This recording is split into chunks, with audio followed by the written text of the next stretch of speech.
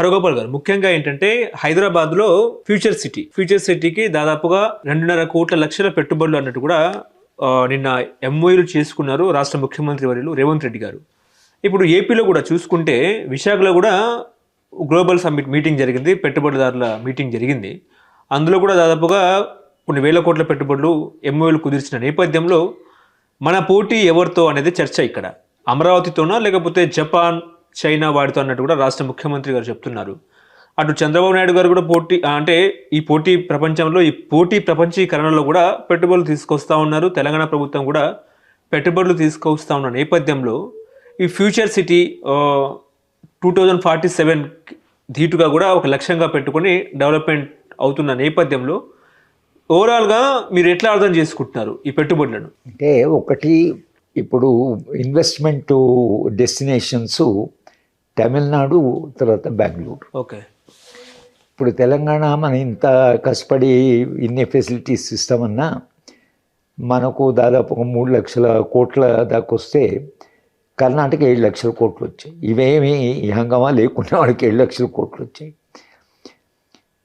పెట్టుబడిదారు అతను ఫస్ట్ చూసేది ఏమిటంటే మ్యాన్ పవర్ ఉందా లేదా అనేది. అక్కడ మన దగ్గర ఏంటంటే పూర్తి విద్యా రంగాన్ని విధ్వంసం చేశాం. పూర్తి అసలు విద్యారంగము ఇప్పుడు స్కిల్ సెంటర్ అవని అంటున్నారు, కానీ మన యూనివర్సిటీస్ పరిస్థితి చూస్తే చాలా దయనీయంగా ఉంది మన యూనివర్సిటీ పరిస్థితి.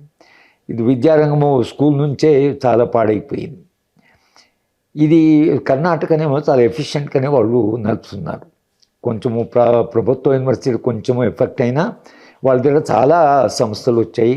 ఫస్ట్ ప్రయారిటీ వాళ్ళది కర్ణాటకనే ఉంది. బీజేపీ గవర్నమెంట్ ఉన్నప్పుడు కర్ణాటకలో కొంత సమస్యలు వచ్చాయి. హిందూ ముస్లిం గొడవలు, దీనివల్ల ఒక దశలో పెట్టుబడి హైదరాబాద్కు వస్తామని అన్నారు.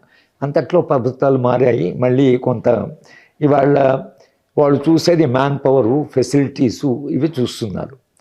తెలంగాణ హైదరాబాద్ నగరం ఒకటి ఉంది, నగరం చుట్టూ ల్యాండ్ ఉంది, కానీ మన ట్రాఫిక్ చూస్తే అఫ్కోర్స్ బెంగళూరు కూడా ఈ సమస్య ఎదురుతుంది. కానీ మనము ఈ 10 ఏళ్ల కాలంలో అంటే ముఖ్యంగా తెలంగాణ వచ్చిన తర్వాత తెరాస పీరియడ్ ఏదైతుందో అది ఒకరిద్దరు మంత్రులకు కొంత ఎక్కువ ప్రాధాన్యత ఇచ్చారు, కానీ ప్రతి మంత్రి ఇది కలెక్టివ్గా వాళ్ళు పనిచేయలేదు.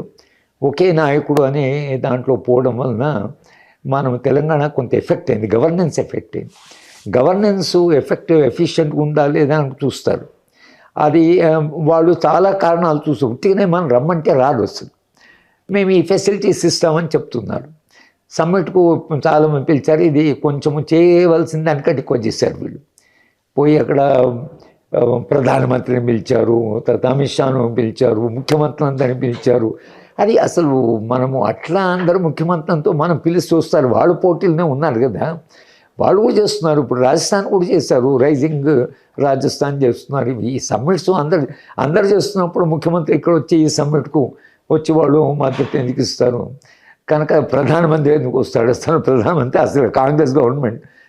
ఇది ఈ మొత్తం ప్రచారం ఏదైతుందో అది కొంచెం అదుపు తప్పి చేశారు. అది అంత ప్రచారము చేయవలసింది కాదు. అసలు మనము ఏ పరిస్థితులు ఎటువంటి కండిషన్స్లో పెట్టుబడి వస్తుందో ఆ కండిషన్ పెంచుకోవాలి. తమిళనాడు చూడండి, ఏం అల్లరి లేదు వాళ్ళది, కానీ Tamil Nadu gets lot of investment.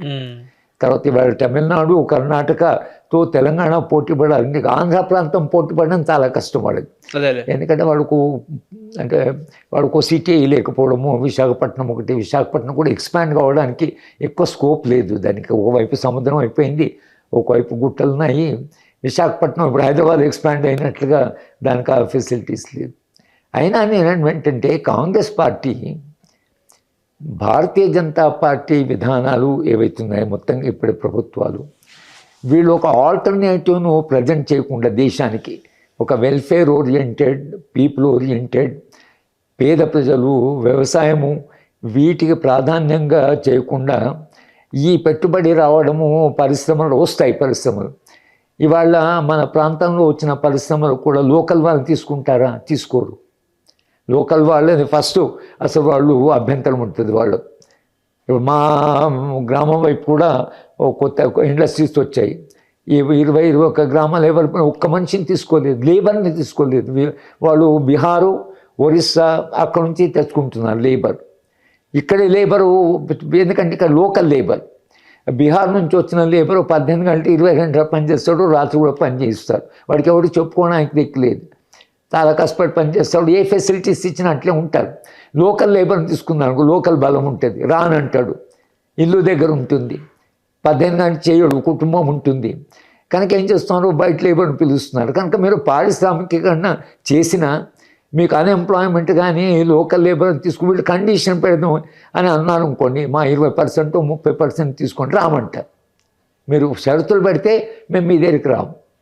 ఇది పెట్టుబడి వాళ్ళు డిక్టేట్ చేసే పరిస్థితి. ప్రభుత్వము మీరు ఏమన్నా రెగ్యులేట్ చేస్తామంటే మేము రామని అంటున్నారు. ఇవాళ వాళ్ళు అప్పర్ హ్యాండ్ అయింది. ప్రభుత్వాలు పాపము బ్రతిమలాడుకొని రాండి, ఏ కండిషన్ ఉండదు, ఏ షరతులు ఉండవు, మీరు ఏ ఫెసిలిటీ కావాలంటే ఆ ఫెసిలిటీ ఇస్తాం. కానీ ఇవాళ న్యూ లిబరల్ మోడల్ ఏదైతే ఉందో దీనికి ఒక ప్రత్యామ్నాయమైన మోడల్ను భారత రాజ్యాంగాన్ని పట్టుకొని మొన్న ఎన్నికల్లో రాహుల్ గాంధీ తిరిగినప్పుడు రాజ్యాంగంలో ఉన్నది ఇటువంటి మోడల్ కాదు. రాజ్యాంగం వెల్ఫేరిస్ట్ మోడల్, అది ఒక మిక్స్డ్ ఎకానమీ మోడల్. అది డైరెక్టివ్ ప్రిన్సిపల్స్ ఉన్నాయి, సంపద పంచుతామని ఉంది, అసమానత తగ్గిస్తాం. కాన్స్టిట్యూషన్ పట్టుకుంటే కాన్స్టిట్యూషన్లో ఉండేటువంటి మోడల్ ఆఫ్ డెవలప్మెంట్ రావాలి కదా. ఈ మోడల్ వీళ్ళు ఎంకరేజ్ చేస్తున్న మోడల్కి తర్వాత వాళ్ళు మాట్లాడుతున్న రాజ్యాంగానికి ఏం సంబంధం లేదు. కనుక కాంగ్రెస్ పార్టీ ఒక స్టేట్లో పవర్ ఉన్నప్పుడు మన మోడల్ మోర్ హ్యూమెన్, ఇది లేబర్ ఓరియంటెడ్, ఎంప్లాయ్మెంట్ ఓరియంటెడ్, విద్యారంగాన్ని బాగు చేయడము, మాట్లాడుతున్నారు విద్యారంగాన్ని గురించి. కానీ ఈ 2 ఏళ్లలో విద్యారంగం వైపు వాళ్ళు చేసింది చాలా తక్కువ. బడ్జెట్ పెంచలేదు, తర్వాత వాళ్ళు తీసుకునే ఇంట్రెస్ట్ చాలా తక్కువ, టీచర్స్ రిక్రూట్మెంట్ కొంత చేశారు, పోయిన ప్రభుత్వం కంటే కొంత మెరుగు, కానీ మొత్తంగా మనం నెగ్లెక్ట్ చేశాం. కనుక నేను అనుకున్నాం ఈ మోడల్ ఆఫ్ డెవలప్మెంట్ ఈ డైరెక్షను